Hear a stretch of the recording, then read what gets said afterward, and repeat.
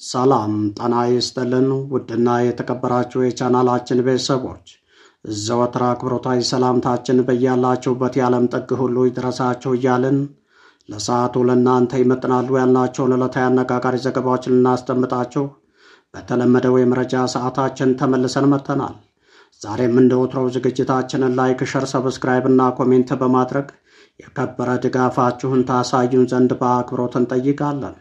ውድና የተከበራችሁ የዝግጅታችን ቤተሰቦች እነሆ ለሰዓቱ የብዙሃኑን ትኩረት ወደ ሳበው የዕለቱ አነጋጋሪው መረጃችን አለፍን። እስከ ዝግጅታችን ፍጻሜ ድረስ አብራችሁን ቆዩ። የዓለም አቀፍ ዕውቀት ባለቤት የሆኑትና ለሰብአዊነት የሚቆረቆሩት በአፍሪካ ምድር ስልጣናቸውን በፈቃዳቸው ያስረከቡት የመጀመሪያው ኢትዮጵያዊ መሪ በስልጣን ዘመናቸውን በእርሳቸው ትዕዛዝ ለተፈጸመው አሰቃቂ የመብት ረገጣ፣ እስርና ግድያ ወደር የለሽ ዘረፋ ኃላፊነት ወስደው በፈቃዳቸው እጃቸውን ለፖሊስ በመስጠት ለፍትህ የበላይነት የቆሙት የመጀመሪያው ኢትዮጵያዊ መሪ የሆኑት ኃይለማርያም ደሳለኝ 4 ኪሎን አልጋ ክፉኛ ነቅንቀውታል። ኃይለማርያም ደሳለኝ እንደታየ ደንደዓ በአብይ ላይ ቆርጠው ተነስተዋል። ኃይለማርያም ደሳለኝ በዛሬው ንግግራቸው አብይ አህመድ ከስልጣን ሊለቅና ስልጣኑን ሊያስረክብ ይገባል ሲሉ ተደምጠዋል። ለመሆኑ ኃይለማርያም ደሳለኝ ይህን ያናገራቸው ጉዳይ ምንድን ነው? ዝርዝር መረጃው በዝግጅታችን ተካቶ ወደ እናንተ የሚደርሳችሁ ይሆናል። በሌላ መረጃ ኃይለማርያም ደሳለኝ አክለውም ለመላው የኢትዮጵያ ሕዝብ እጅግ አነጋጋሪ የሆነ ጥሪ አቅርበዋል። ኃይለማርያም ደሳለኝ ለመላ የኢትዮጵያ ሕዝብ ያቀረቡት ጥሪ ምንድን ነው? እንደሁ ዝርዝር መረጃው በዝግጅታችን ሙሉውን ተካቶ ወደ እናንተ የሚደርሳችሁ ይሆናል።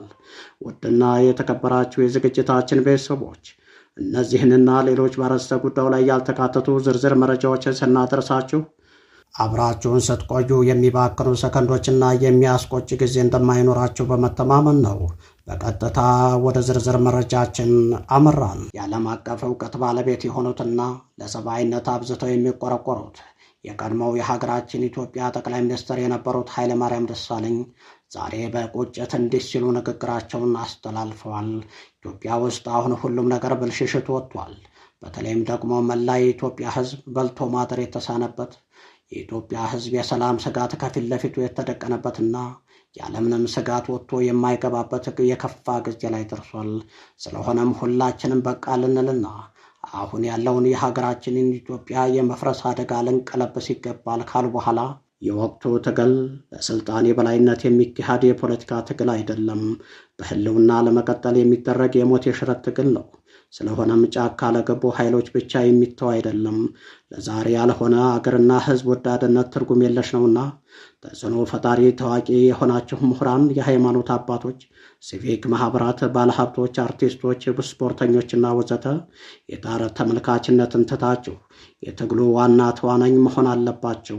ዝና፣ ክብረም ሆነ ባለጸጋነት ሀገርና ህዝብ ከሌለ ትርጉም የለሽ ነውና አገሩ ከፈረሰ የሁላችንም ዕጣ ፈንታ የሚሆነው በአምባገነኖች በግፍ እየተገደሉ ማለቅ አሊያም አገር ጥሎ መሰደድ ነው። በአጠቃላይ እንደ ህዝብ የመዳኛችን የመጀመሪያ ወይንም የመጥፊያችን መጨረሻ የመሆኑ ዕድል የሚወሰነው በብልጽግናው አገዛዝ ሳይሆን በእኛ ጥንካሬና ድክመት ነው። አገርና ትውልድ መቀጠል ካለበት ከዛሬ ቆጥበን የምናሳድረው ምንም አይነት መስዋዕትነት ሊኖር አይገባም።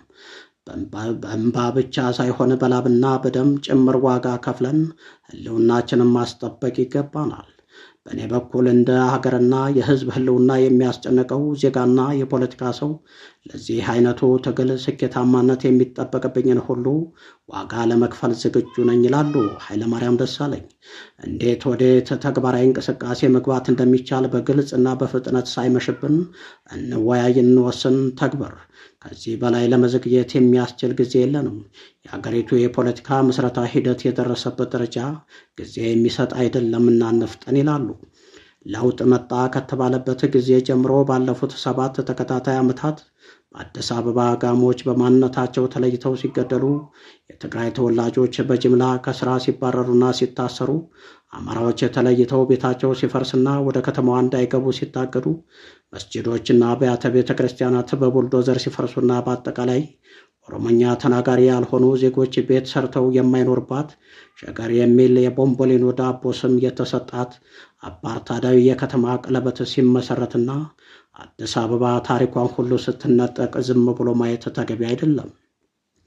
በአዲስ አበባ አስተዳደር ውስጥ የሚኖረው ሕዝብና ዜጋ ከሌላው የአገሪቱ ሕዝብ በተለየ በርካታ ፖለቲካዊ መብቶቹን በአገሪቱ ሕገ መንግሥት ተነጥቋል። ይህ መሆኑ አልበቃ ብሎ በ27 ዓመቱ የኢህአዴግ ዘመን ለበርካታ ሕገ ወጥ ተጽዕኖዎች ተጋላጭም ሆኖ ቆይቷል። ይባሱኑ በአሁኑ የብልጽግናው አገዛዝ ዘመን ሁለንተናዊ ሕልውናው ከፍተኛ አደጋ ላይ ወድቋል። አደጋውን በዋናነት የፈጠረው ደግሞ አዲስ አበባ የብቻዬ ናት የሚለው የኦሮሞማ አክራሪ ብሔርተኝነት አቀንቃኝ ኃይል ነው።